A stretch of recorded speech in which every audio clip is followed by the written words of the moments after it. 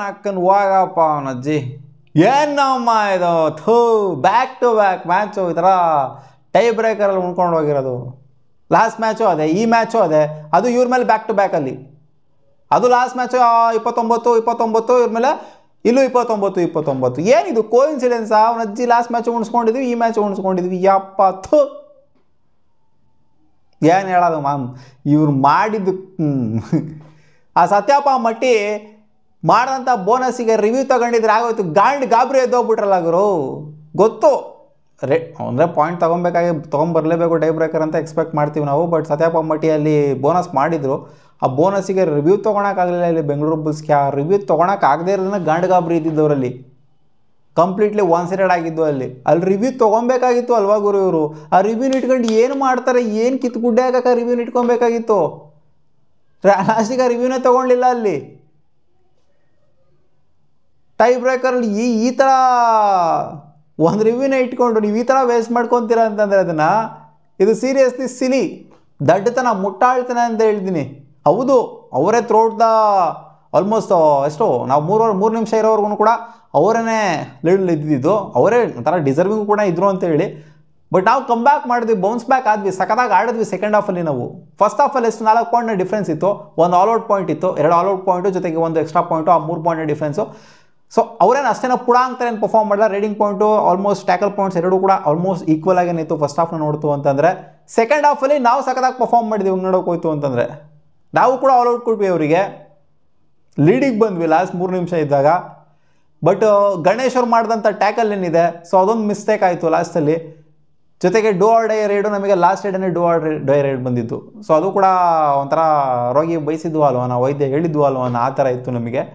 ಒಂಥರ ನಾವು ಲೀಡಿಗೆ ಬಂದಾಗ ಆಲ್ಮೋಸ್ಟ್ ಎಷ್ಟು 3 ಪಾಯಿಂಟ್ ಲೀಡ್ ಬಂದಿತ್ತು, 3 ನಿಮಿಷದ ಆಟ ಬಾಕಿ ಇತ್ತು ಆಲ್ಔಟ್ ಸಿಕ್ಕಾಗ.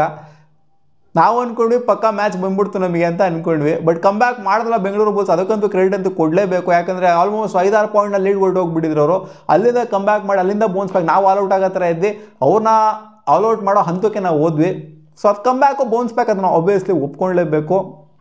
ಆದಿತ್ಯ ಶಿಂದೆ ಆಡಿದಂಥ ಆಟ, ಪಂಕಜ್ ಕೊಟ್ಟಂಥ ರೈಡಿಂಗ್ ಕಾಂಟ್ರಿಬ್ಯೂಷನ್ ಏನಿದೆ ಆಲ್ ಓವರ್ ಸಖತ್ತಾಗಿತ್ತು. ಗೌರವ್ ಮಾಡಿದಂಥ ಡಿಫೆನ್ಸ್ ಏನಿದೆ ಅವ್ರ ಕಡೆ, ಸೊ ಎಲ್ಲ ಕೂಡ ಆಲ್ ಓವರ್ ಅವ್ರ ಕಡೆನೂ ಚೆನ್ನಾಗಿತ್ತು, ನಮ್ಮ ಕಡೆನೂ ಕೂಡ ಆಲ್ಮೋಸ್ಟ್ ಈಕ್ವಲ್ ಆಗೇ ಇತ್ತು ಫೈಟ್. ಅದಕ್ಕೋಸ್ಕರನೇ 29-29 ಆಗಿರೋದು. ಬಟ್ ನೋಡಿ ಹೆಂಗಿದೆ ಮಗುಂದು ಕೋಇನ್ಸಿಡೆನ್ಸ್ ಅಂತ. ಇವ್ರ ಮೇಲೆ 2 ಸಲ ಟೈ ಬ್ರೇಕರ್, 3 ಸಲ 3ಕ್ಕೆ 3 ಸಲ ಟೈ ಬ್ರೇಕರಲ್ಲಿ ನಾವು ಒಂದು ಸಲನೂ ಕೂಡ ಸಕ್ಸಸ್ ಕಂಡಿಲ್ಲ. ಸೊ ನಮ್ಮ ವೀಕ್ನೆಸ್ ಏನು ಅಂದರೆ ಇದು ಟೈ ಬ್ರೇಕರ್ ಅವರೇನೇ ಮಾಡ್ಕೊಂಡಿದ್ದು. ಟೈ ಬ್ರೇಕರ್ನ ಅವರು ಇನಿಷಿಯೇಟ್ ಮಾಡ್ಕೊಂಡು ಅಲ್ಲೇ ಆಡಿರ್ಬೋದಾಗಿತ್ತು. ಲಾಸ್ಟ್ ರೈಡ್ ಏನಿತ್ತು, ಸೊ ಅವ್ರು ಇಲ್ಲ ಅಮ್ಮ ನಾವು ಟೈ ಬ್ರೇಕರ್ಗೆ ಹೋಗ್ತೀವಿ ಅಂತ ಅವರೇ ಅದನ್ನು ಒಪ್ಕೊಂಡ್ರು. ಸೊ ಟೈ ಬ್ರೇಕರ್ ಅವ್ರಿಗೆ ಬೇಕಾಗಿತ್ತು ಅಲ್ಲಿ. ನೋಡಿ ಅವ್ರು ಟೈ ಬ್ರೇಕರ್ ಸಕ್ಸಸ್ ಕಂಡಿದ್ದಾರೆ, ಅದಕ್ಕೋಸ್ಕರ ಟೈ ಬ್ರೇಕರೇ ನಮಗೆ ಬೇಕು ಅಂತ ಅವರು.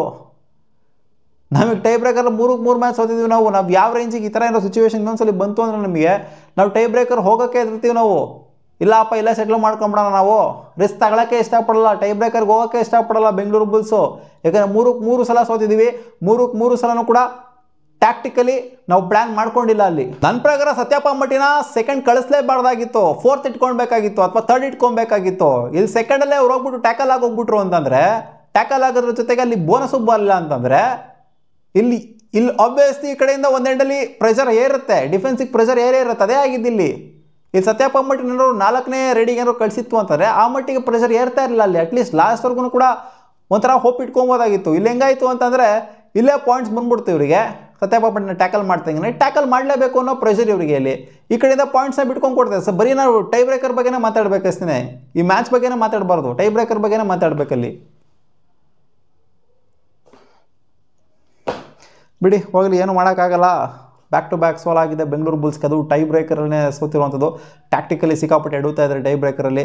ನಮ್ಮ ಕೋಚು ಹೌದು ಮ್ಯಾಚಲ್ಲಿ ಸಿಕ್ಕಾಪಟ್ಟೆ ಕೆಲಸ ಮಾಡ್ತಾರೆ, ಬಟ್ ಟೈ ಬ್ರೇಕರ್ ಅಂತ ಬಂದಾಗ ಯಾಕೆ ಎಡುತ್ತಾ ಇದ್ದಾರೆ? 3 ಮ್ಯಾಚುಗಳು ಸುಮ್ಮನೆ ಅಲ್ಲ, 3 ಮ್ಯಾಚು ಟೈ ಬ್ರೇಕರಲ್ಲಿ ಸೋಲುವಂಥದ್ದು. ಇದಕ್ಕಿಂತ ನೋಡಿ ಪಾಯಿಂಟ್ ಡಿಫ್ರೆನ್ಸು ಕೂಡ ನಮ್ಮ ಬೆಂಗಳೂರು ಬಸ್ ಏನು ಅಷ್ಟೇನಾಗಿಲ್ಲ. ನಾವು ಸೋತರು ಕೂಡ ಅಂಥ ಹೆವಿ ಮಾರ್ಜಿನಲ್ಲೂ ಕೂಡ ಸೋತಿಲ್ಲ. 3 ಸಲ ನಾವು ಟೈ ಬ್ರೇಕರಲ್ಲೇ ಸೋತಿದ್ವಿ. ಸೋತಿರದೆ ನಾವು almost equal number of matches, ಗೆದ್ದಿರೋದು ಈಕ್ವಲ್ ನಂಬರ್ ಆಫ್ ಮ್ಯಾಚಸ್ಸು. ಸೋತಿರೋವಂಥದ್ದು ಮ್ಯಾಚ್ಗಳು ನೋಡಿ majority of the matches tie ಬ್ರೇಕರಲ್ಲೇ ಸೋತಿದ್ವಿ ನಾವು.